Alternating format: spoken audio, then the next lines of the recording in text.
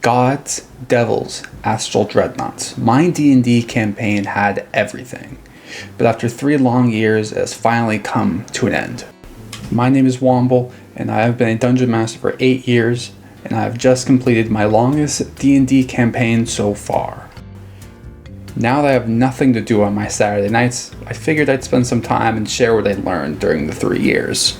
Starting with, I had trouble letting the story change and adapt, depending on the character's decisions. Other games I ran, I'd force my players onto a set path and only let them deviate a little bit before yanking them back onto the story I had planned.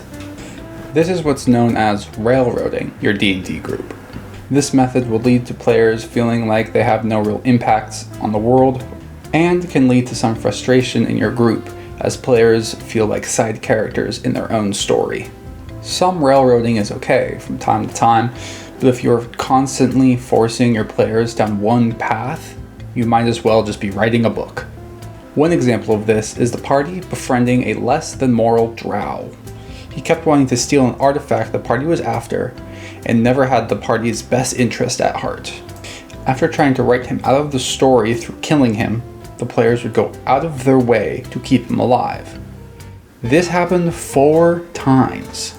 In the end, they wore this character down until he became an ally, and changed the trajectory of the campaign for the better.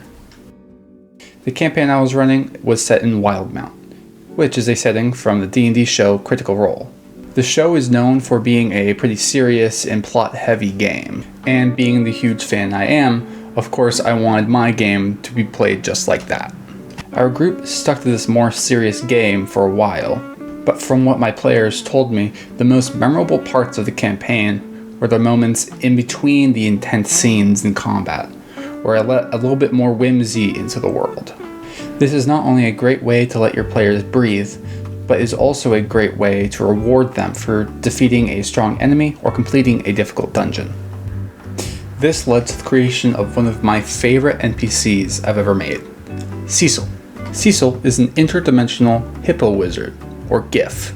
He flies around on his rocket tower serving ice cream to weary souls and trying to uncover the greatest recipe for fizzy drink ever conceived. He became an immediate hit with the party and helped them get from one location to another, but not without a price, of course.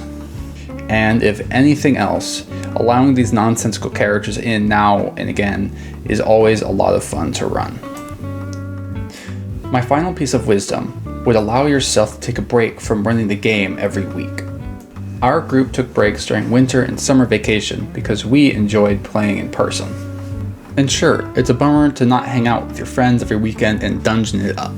But this allows me as a DM to step back and get a better grasp of what I'm planning for the game on a larger scale. I can look through my notes and see if I can bring up a player's backstory that hasn't been explored yet. I can think more about the pacing of the game.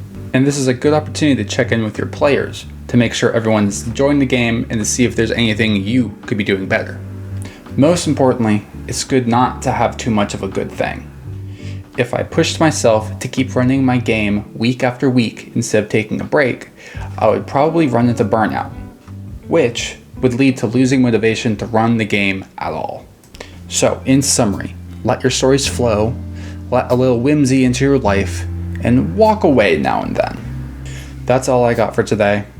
Now I'm gonna go touch some grass, so feel free to check out my socials and keep an eye out for more D&D and game development content coming soon.